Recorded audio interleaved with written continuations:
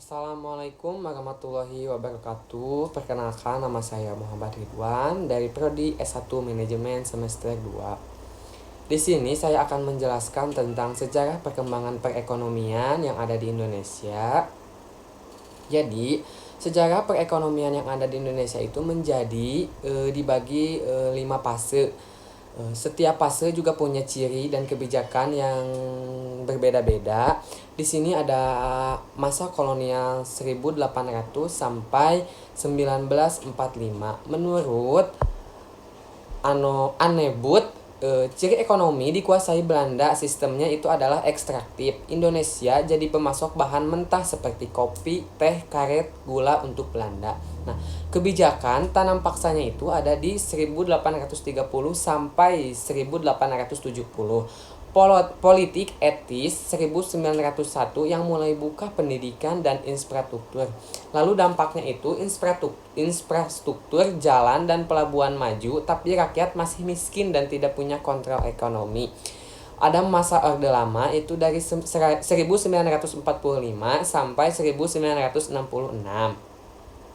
Cirinya itu adalah ekonomi nasionalisme, baru merdeka, fokusnya ambil alih aset Belanda dan ekonomi kerakyatan. Kebijakannya itu adalah nasional perusahaan asing, sistem ekonomi itunya itu terpimpin, inflasinya itu lebih tinggi karena cetak uang buat biaya politik. Lalu dampaknya itu adalah inflasi pernah tembus 600% per tahun dari 1966, ekonomi stagnan. Lalu masa Orde Lama dari 1966 sampai 1998 itu masa Orde Baru. Menurut Mubiarto, ciri fokus stabilisasi dan pertumbuhan disebut ekonomi pembangunan. Kebijakannya itu adalah reparasi rencana pembangunan 5 tahun. Buka investasi asing, stabilkan harga lewat bulog.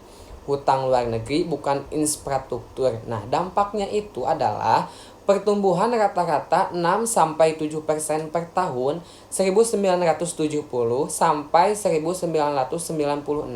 Kemiskinan itu menurun dari 40% jadi 11%, tapi KKN marak dengan ketergantungan pada komoditasnya itu yang tinggi.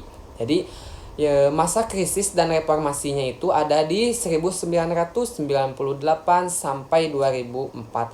Menurut Mari Pangestu, krisis moneter 1997 sampai 1998 bikin ekonomi itu runtuh karena rupiahnya itu adalah anjlok, bank bangkrut, dan PDB-nya itu adalah minus 13% di 1999. Nah, kebijakan IMP itunya masuk restrukturisasinya itu perbankan, dan desentralisasinya itu adalah reformasi keuangan.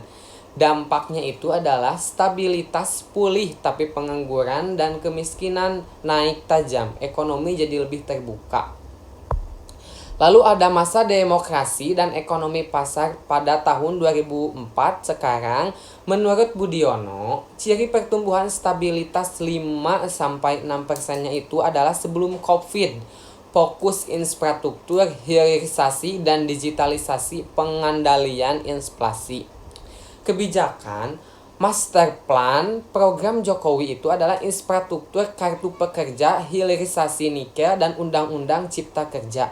Tantangannya itu ketimpangan, ketergantungan impor, disrupsi teknologi, dan transisi energi. Jadi pada kesimpulan adalah perkembangan ekonomi Indonesia bergerak dan ekstraktif kolonial, lalu ada nasional tidak stabil, pembangunan cepat Orde Baru, krisis dan reformasi, dan ekonomi pasar modern. Pada pola umumnya, setiap kali stabilisasi makro dijaga seperti era Wijo, ekonomi tumbuh, dan setiap kali politik mengalahkan ekonomi seperti Orde Lama, ekonominya itu tidak akan begitu jatuh. Mungkin itu saja yang bisa saya sampaikan terkait sejarah perekonomian perkembangan yang ada di Indonesia. Kurang lebihnya mohon maaf. Wabillahi taufiq wal hidayah. Wassalamualaikum warahmatullahi wabarakatuh. Terima kasih.